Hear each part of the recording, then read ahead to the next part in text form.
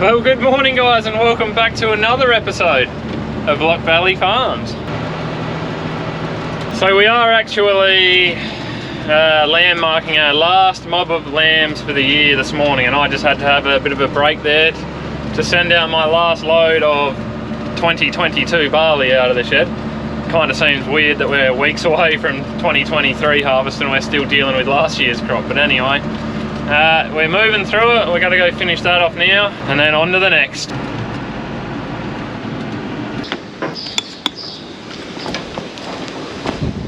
Well, that's all done and dusted guys, thank goodness. It's pretty awful out here today. The wind is absolutely blowing its guts out, but at least it's not 31 degrees like yesterday, so that's nice.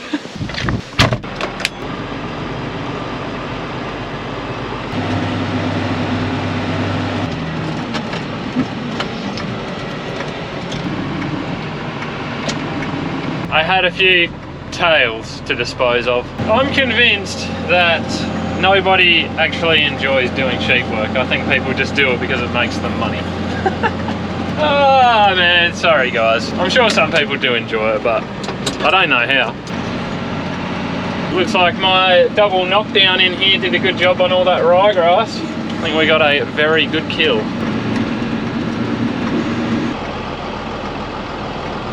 I don't think I dare go up the back road and look at my hay windrows at the moment with this wind. It is nasty out there.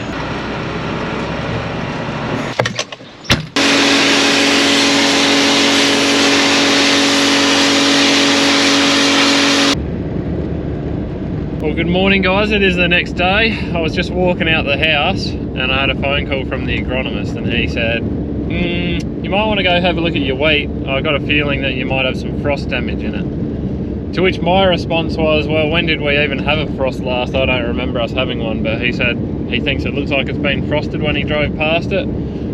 So I was jumping in the ute anyway. We're going to head around there, have a look, see if we can see if we've had any frost damage at some stage. Nothing that we can do about it now, but if there is, at least then we know about it and we can lower our expectations.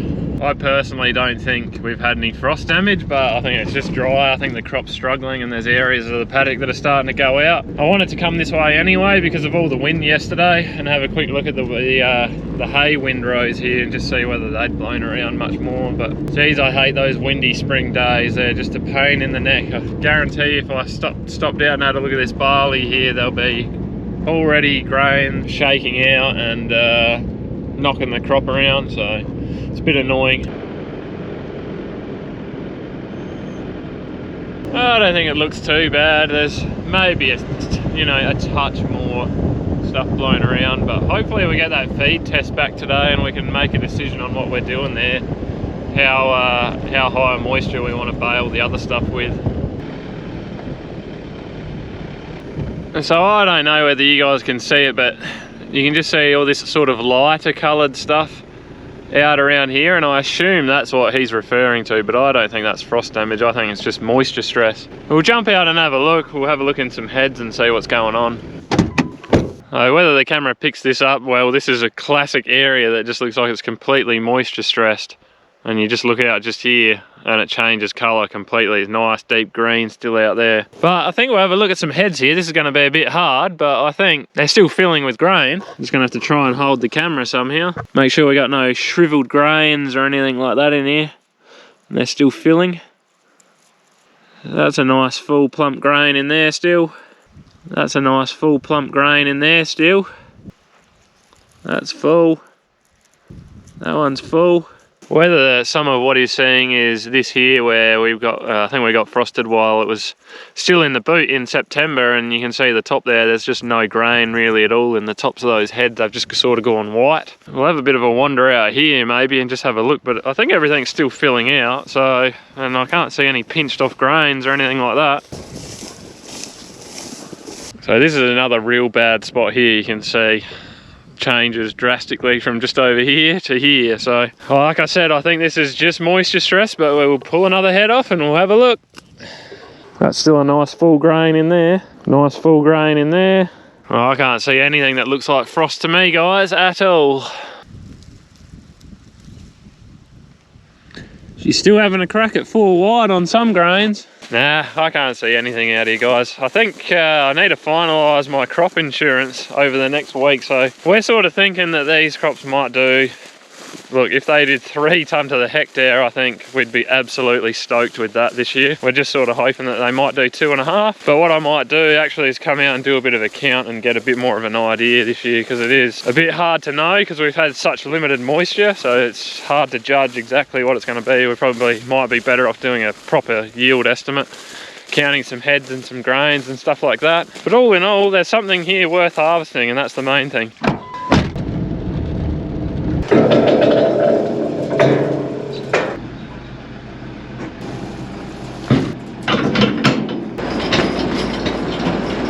I thought to myself, while I'm driving past, I got one bin left there that needs cleaned out and hopper repaired, so I'll grab it on the way by. But then I looked around and I realised, damn, I've still got another bin there to clean out after this one.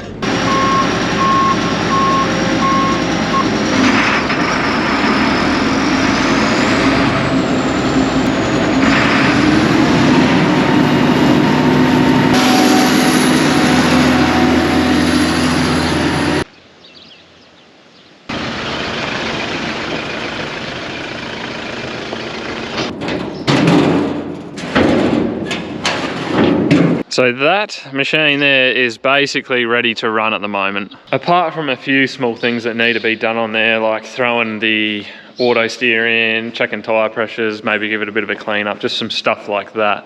But someone did comment on my last video and said, has the unload auger been replaced on it yet?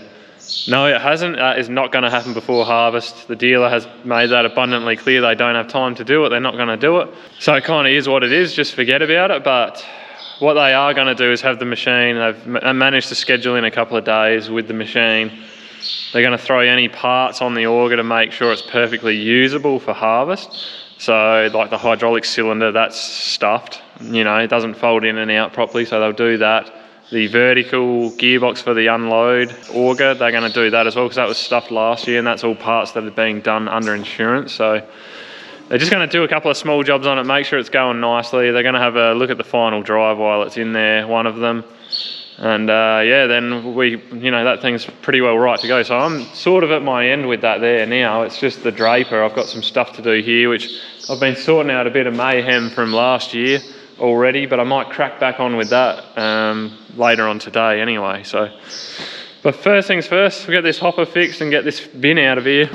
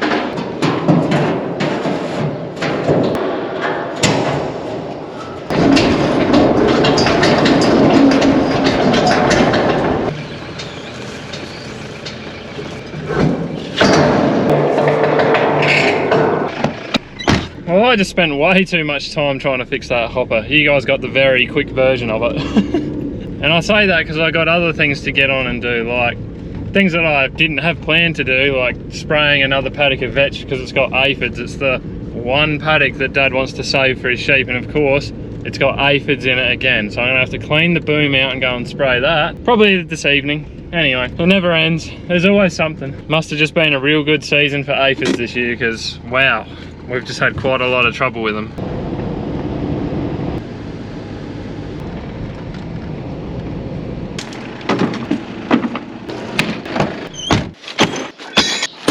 Alrighty guys, these parts have got to go into here. Well, not all of these parts, like that there's a belt and that's some filters there, but a lot of these parts here are got to go into here. I was busy yesterday changing out some retractable fingers. The mayhem from last year's pea harvest. Ran out of parts. I've got more parts, so let's do it. That, my friends, is what you call the incorrect part.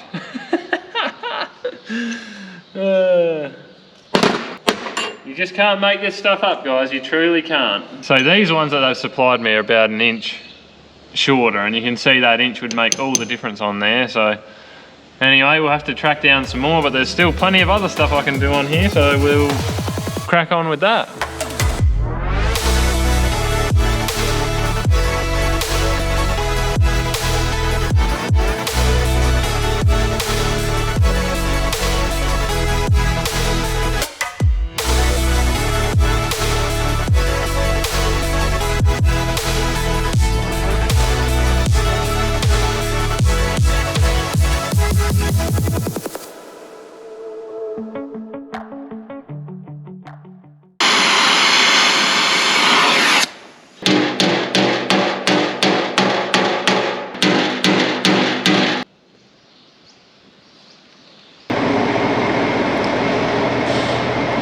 You know, the viewers want to know when you're going to come down and get on the tools?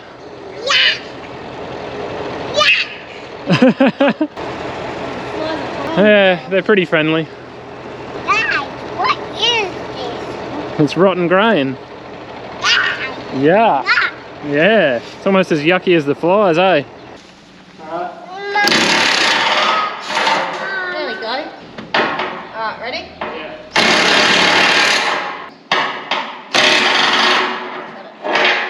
You want to turn my camera off, Ben? Oh yeah, I can. You know how to turn it off? The top button. Which way? Yeah, press that down. To do it?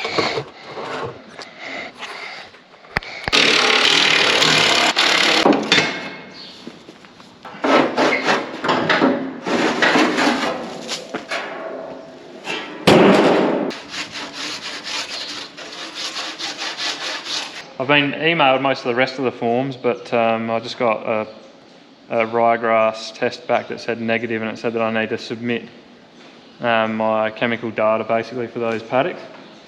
Oh, yes.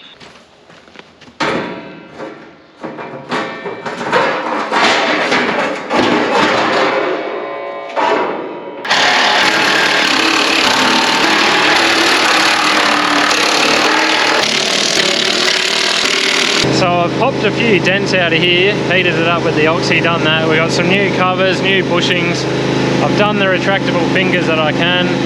Still waiting on a few more there. We've put a new floor in here.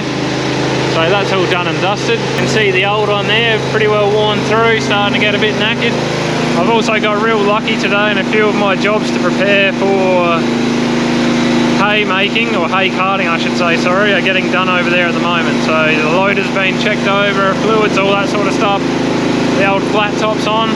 She's all happening. I'm going to pull the pin there for now, because I'm going to go get the sprayer, give the tank a bit of a flush out, just so that's all ready for me to go spraying in the morning. We'll get that spray job done, but it's been a little bit stop-start down there dealing with the hay exporter as well. So we had to give him a little bit of a hurry along, give him a bit of a ring, and we got the test back now, and came in at the very, very top grade. So there's no dramas there. They're going to come back tomorrow and bale the hay.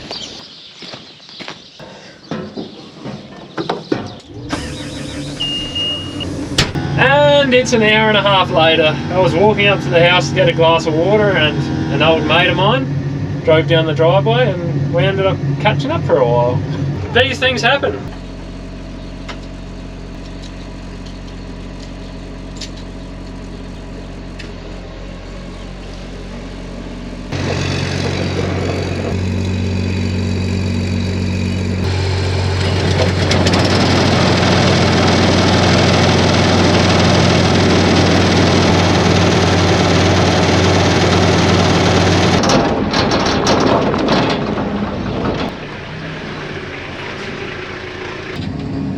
Look at that sun setting down there, unreal.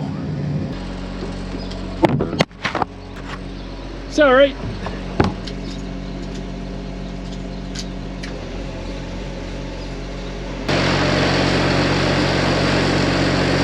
Well, that's all done there. That's all ready for me to go in the morning. I'll be able to head off spraying straight away. I'm just going to run down the shed here now, move a couple of things around. I want to get the 9770 back in the shed. I did want to get that all connected up today and do some more work on it. I wanted to do a lot of things today that didn't end up happening, but that's just the way it goes. It's been a very successful day around the farm. Dad and Neil have managed to get the hay shed cleaned out. They've managed to get the grain shed cleaned out. They've started preparing to cart hay. They should be back tomorrow during the day, hopefully, to start baling hay again.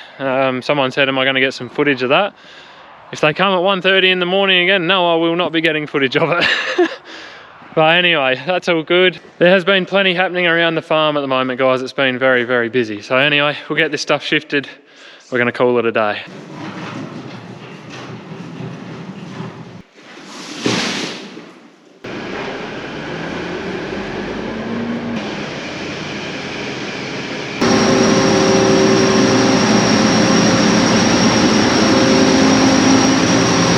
That is another day done and dusted in the books at Lock Valley Farms. So I think I'm going to leave this video here now, guys. I'd just like to say thank you to everybody for watching the videos, and if you'd like to see more videos like this or you want to support the channel, hit that like button, subscribe. That really helps us out. You guys have yourselves a good one, and until next time, see ya.